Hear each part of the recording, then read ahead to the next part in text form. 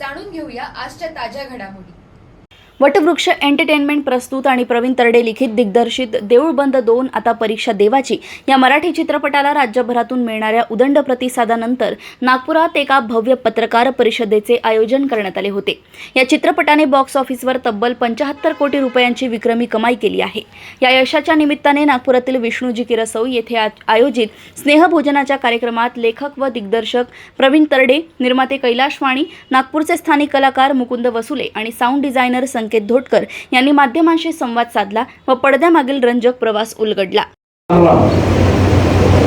विदर्भामध्ये पत्रकार परिषदेसाठी प्रेससाठी आलोय, कारण आजच देऊळबंद सिनेमा फक्त 20 दिवसात 75 कोटींचा टप्पा पार पाडून मराठीतील एक ब्लॉकबस्टर ठरलाय। 100 कोटीच्या दिशेने आपण चालवा। विष्णू भाऊ माझ्या शेजारी बस। नागपूरला येण्याचं महत्त्वाचं 2 कारण। एक, जे लोकांचं म्हणणं आहे की विदर्भामध्ये मराठी सिनेमा पाहायला जात नाही, हे मागच्या 20 दिवसात देऊळबंदने खोडून काढलं। कारण एकापेक्षा एक बंपर असे कलेक्शन हे आम्हाला विदर्भातून आलं। आणि दुसरी गोष्ट, या चित्रपटामध्ये मुकुंद वसुले हे सर्व सिनेमे झाले, त्याचा साऊंड इंजिनियर, साऊंड डिझायनर संकेत धोटकर हा नागपूरचा आहे, गांधीबागेच्या तिथे राहतो। आणि तिसरा एडिटर मयूर हरदास हा नागपूरचा आहे।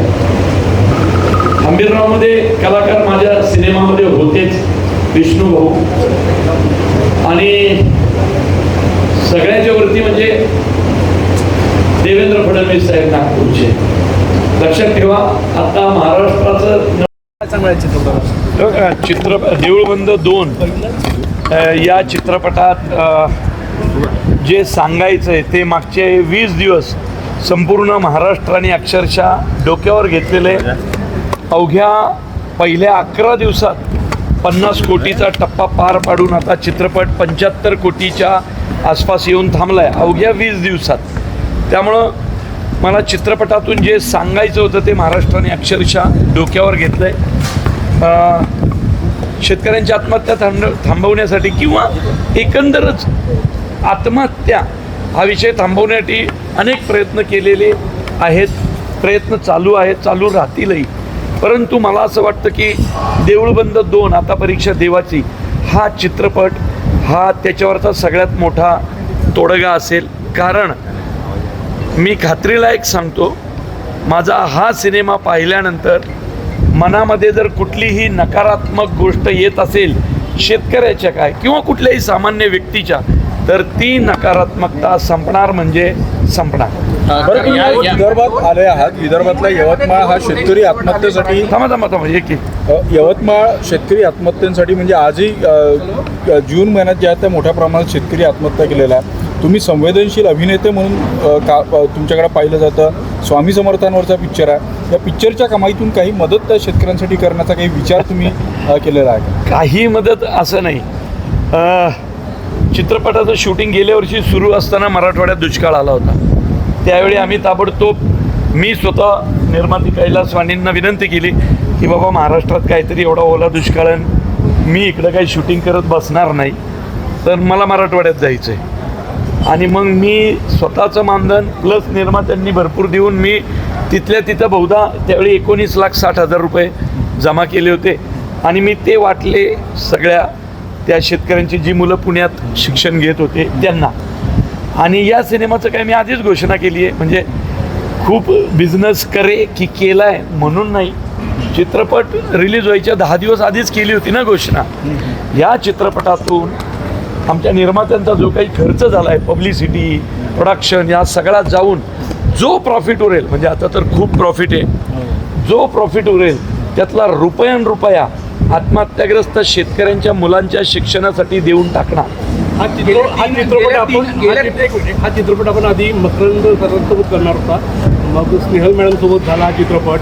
तर हा विषय जर फार गंभीर आहे, वास्तववादी विषय आहे, तर भविष्यात मकरंद ऑलरेडी या विषयावर काम करतच आहे, तर या त्यांना घेऊन या विषयावर आणखी काही चित्रपट बघायला मिळतील का काही? मकरंद सरांबरोबर जेव्हा चाललो होतं ती गोष्ट आहे 9-10 वर्षांपूर्वीची। ओके, 10 वर्षात वय बदलतात, सगळे संदर्भ बदलतात आणि मागच्या 10 वर्षात मराठी चित्रपटसृष्टीत स्त्रीप्रधान चित्रपटाला अचानक एक मोठं व्यासपीठ मिळालं. तुम्ही नीट बघा. आणि बऱ्यापैकी बायकांनी अनेक गोष्टी हातात घेऊन संसाराचा गाडा पुढे ढकलत आहेत. शेतकऱ्यांच्या बाबतीत पण शेतकरी आत्महत्या करतो, पण एखाद्या शेतकरी बाईने आत्महत्या केलेलं ऐकलं आहे का कधी? हां, कारण तिला 2 पोरं दिसत असतात, मेलेल्या नवऱ्याची आई म्हणजे तिची सासू दिसत असते, गोठ्यातली जनावरं दिसत असतात, परवा गेल्या महिन्यात पेरलेलं बी उगून आलेलं पीक दिसत असतं. त्यामुळं काय म्हणतात ना, सृष्टी निर्माण करणारी आत्महत्या करू शकत नाही. आणि त्या एका पॉईंट ऑफ व्ह्यूनी मी चित्रपटाची नायिका एका महिलेला केलं आणि ते वर्क झालं. कदाचित सिनेमा जो 100 कोटीच्या दिशेने चालला आहे त्याच्यात एका महिलेला चित्रपटाची हिरोईन करणं हा महत्त्वाची धागा ठरला आहे. मोहन जोशींबद्दल काय सांगाल? त्यांनी खूप वर्ष तुम्ही त्यांच्यासाठी वाटही बघितली, त्यांची प्रकृती फार अस्वस्थ होती, काय सांगाल? मोहन जोशींबद्दल मी काय सांगणार त्यांच्या अभिनयाबद्दल? ते 600पेक्षा जास्त सिनेमे केले. मोजो मी त्यांना मोजो म्हणतो आणि एकदम लाडाने मोजो म्हणतो, ते पण हो देतात. मोजो म्हणजे मोहन जोशी. गेल्या 2 महिन्यामध्ये 2 मराठी चित्रपटांनी बॉक्स ऑफिसवर चांगली कामगिरी केली आहे आणि सगळ्यात महत्त्वाचं म्हणजे हिंदी चित्रपटांना सुद्धा काही ठिकाणी हे मिळत नाही स्टेटस, माहिती येत आहे. मोहन जोशींचं उत्तर करून हां, तर मोहन जोशी माझे आवडते अभिनेते. 5 वर्षापूर्वी त्यांना पॅरालिसिसचा अटॅक आला होता, तेव्हाच मी हा सिनेमा करणार होतो, परंतु त्यांची परिस्थितीच नव्हती. ते म्हटले मी काय करणार, आता मी अभिनय करणार नाही. म्हटलं हे बघा मोजो, देऊळ बंद हा सिनेमा काही तुमच्याशिवाय होणार नाही, तुम्हाला घेऊनच सिनेमा करणार म्हणजे करणार. मी 5 वर्ष वाट पाहिली. त्यांनीही जिद्दीनं, म्हणजे मोहन जोशी हे त्या सर्व लोकांसाठी उदाहरण आहे जे आजारपणात खचलेले आहेत. माणूस कुठल्याही वयात कुठल्याही आजारावर मात करू शकतो. आणि 5 वर्षापूर्वी पॅरालिसिस झालेले मोहन जोशी 100 कोटीचा सिनेमा देत आहेत आत्ता या मे महिन्यात, जून महिन्यात. त्यामुळं त्यांचं कौतुक खूप आहे.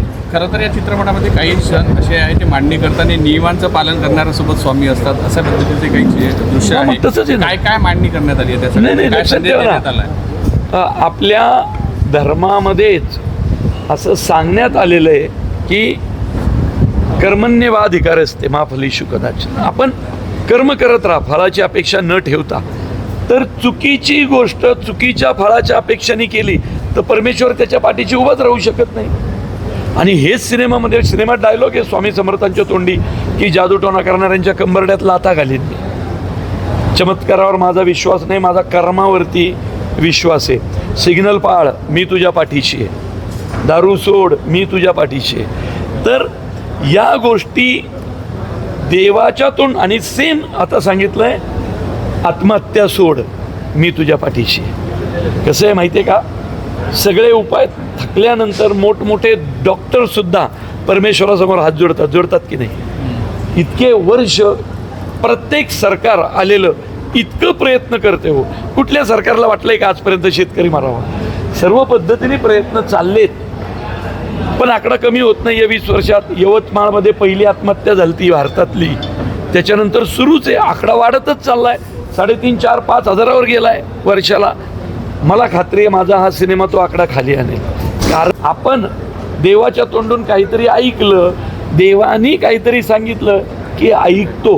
कारण देवाचा वेस्टेज इंटरेस्ट नसतो, देवाला फळाची अपेक्षा नसते.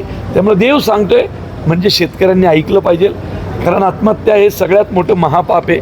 आत्महत्या करणाऱ्याला पुनर्जन्म मिळत नाही आणि त्याची सुटकाही होत नाही. तो लटकत राहतो, तो अडकतो. हे आम्ही शेतकऱ्यांपर्यंत पोहोचवण्याचा प्रयत्न करतोय. थँक्यू. अशाच ताज्या घडामोडी जाणून घेण्यासाठी बघत रहा इंडिया न्यूज 24.